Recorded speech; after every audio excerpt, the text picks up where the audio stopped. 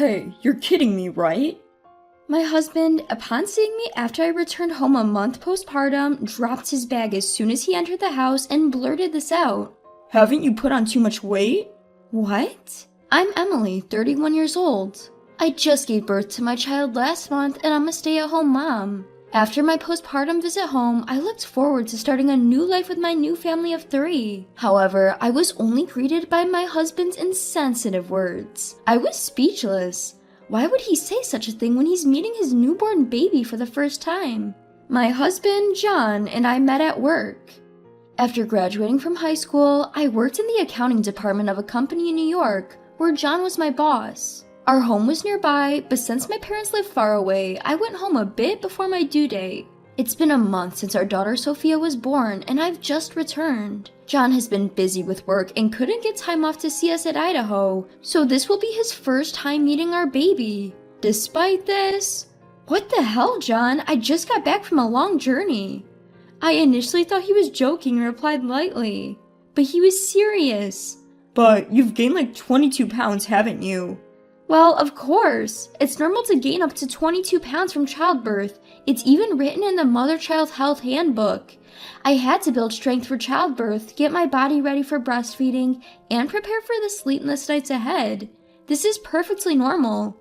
No. This is incredible. John, ignoring Sophia, muttered a sentence that betrayed all the dozens of welcoming words I had imagined he'd say to me on the train, then went straight to his room.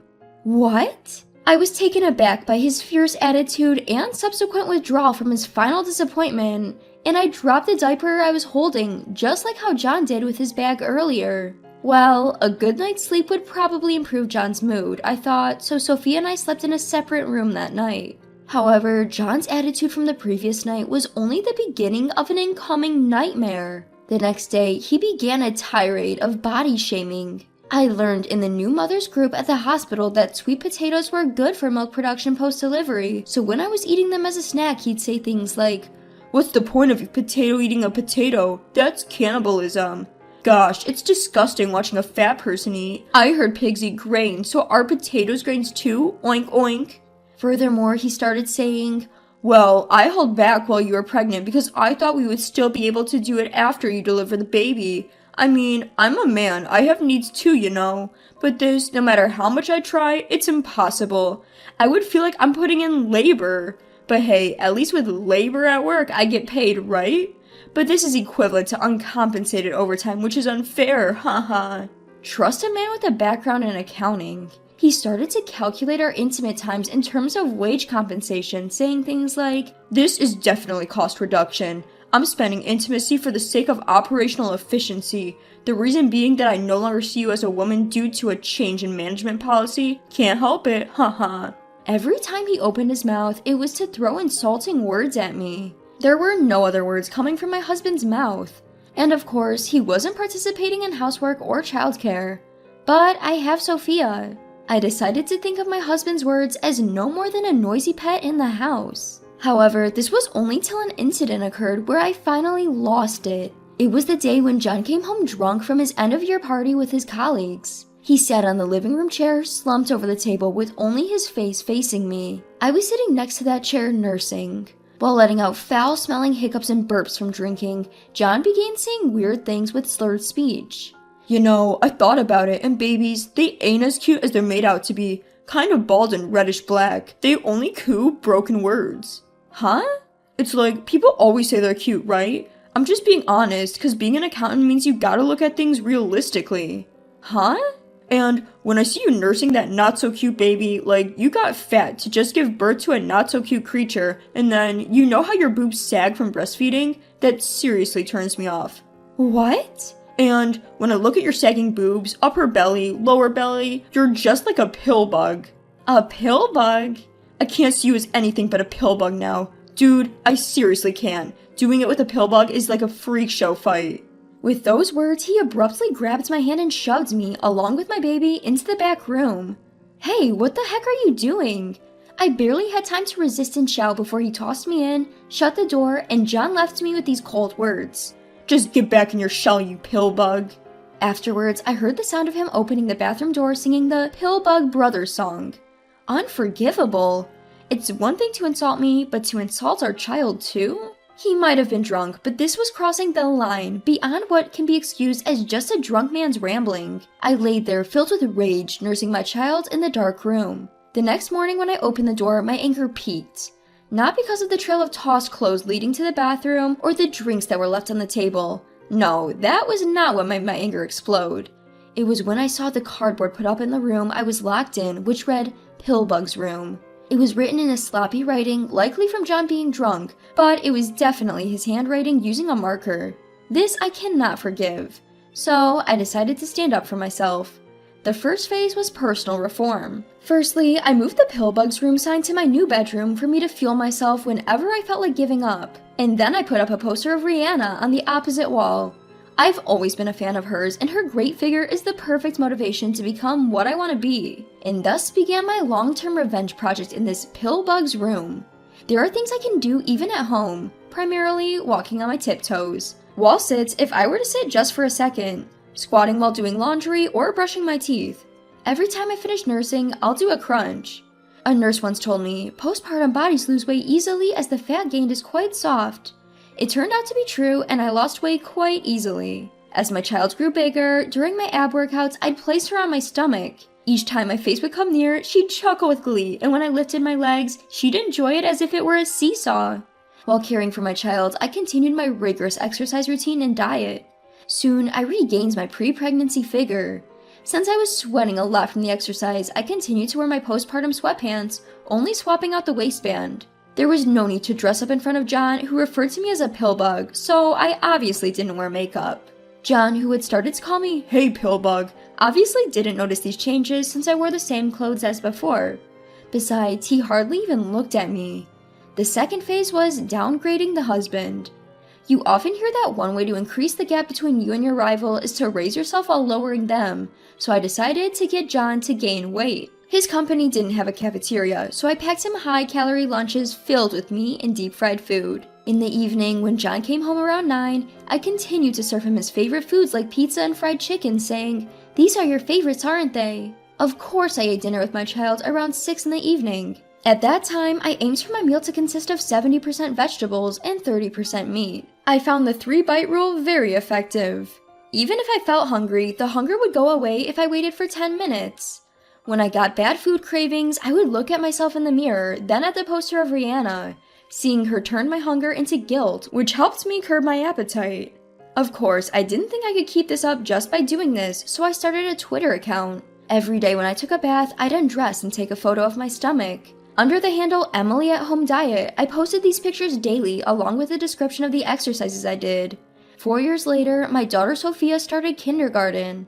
By that time, Sophia, who was a baby, had begun to speak. Being able to communicate, John had started to adore and dote on her. However, after everything he's done to push me this far, and considering the words he said when Sophia was born, I couldn't forgive him anymore. And to add to that, his nickname for me had solidified as Pillbug, which helped maintain my rage.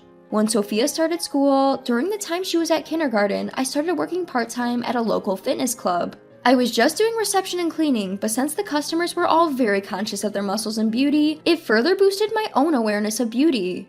And everyone would tell me, "Emily, you're beautiful. You have a great figure too." With this, I was convinced that I could be categorized as beautiful based on comments I received generally.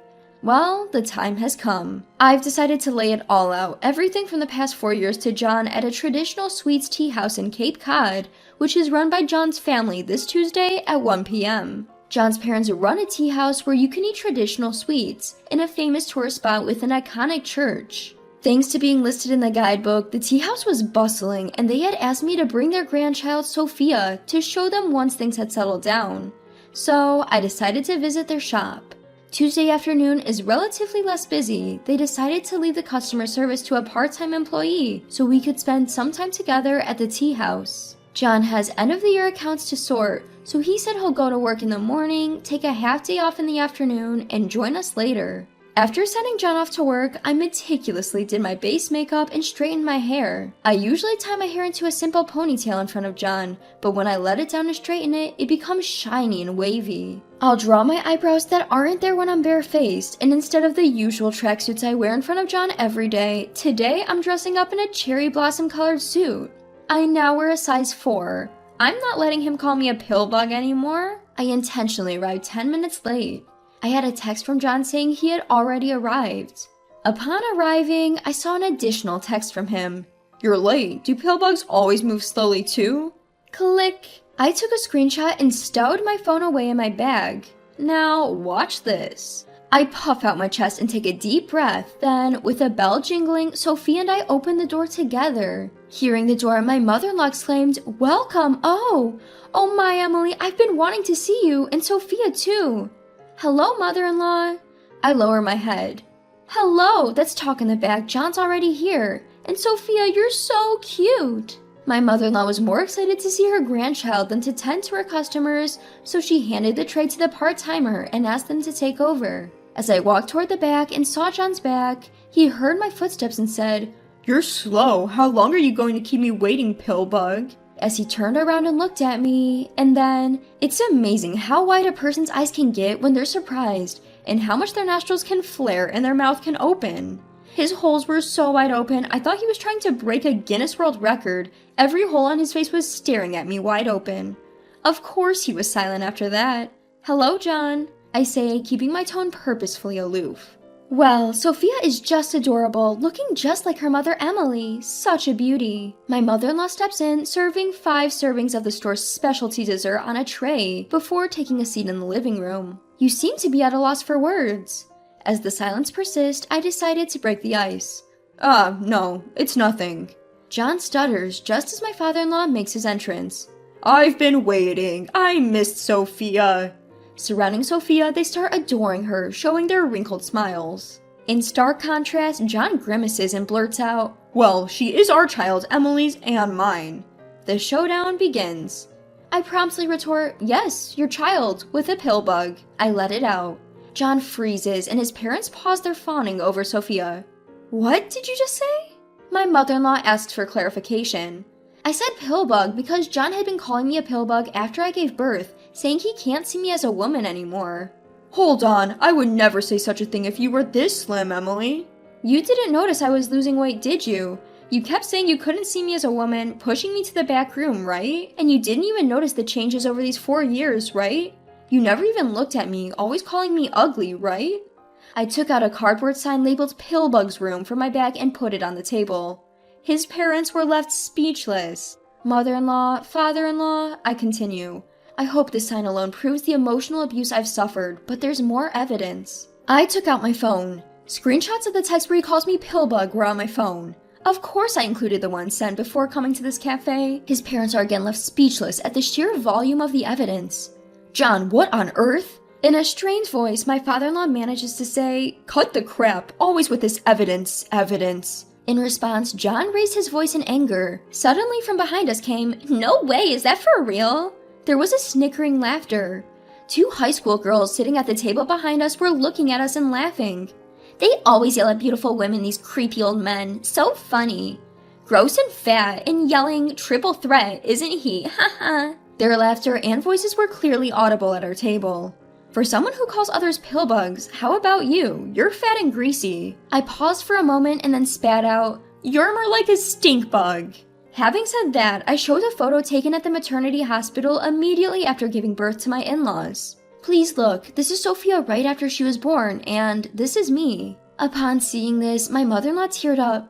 "Sophia, so tiny, so cute. Thank you for giving us such a precious granddaughter." But after giving birth when I came home, John told me, "You're no longer attractive. I can't see you as a woman. Because your breasts sag after having a child, you're just a pill bug." He even said that Sophia, who had just been born, was not cute because she was reddish black. My in-laws were at a loss for words. That's enough, isn't it? I took out a green piece of paper from my bag. I've just presented evidence of emotional abuse. I would like to end our relationship here. Hold on a minute, weren't you just a gold digger using me? How are you going to support Sophia now? I was prepared for John's attempt to grab and question me. I quickly pulled out my phone on the table, switching the screen. Twitter, Emily at Home Diet. My follower count had already exceeded 10K. Look at this, the manager of the gym said he would hire me full-time when I showed him this. The screen was filled with comments of praise such as, "Amazing to lose so much weight at home. You are the hope of all housewives," and "Emily, you're beautiful. I admire you." That's enough. Suddenly, my mother-in-law raised her voice. "John, you don't understand how hard it is for a woman when she gives birth. It's truly tough. Women often gain weight in order to endure childbirth and maintain their strength. Mothers hardly get any sleep in order to protect their babies. And you without knowing any of this, how dare you keep calling her a pill bug?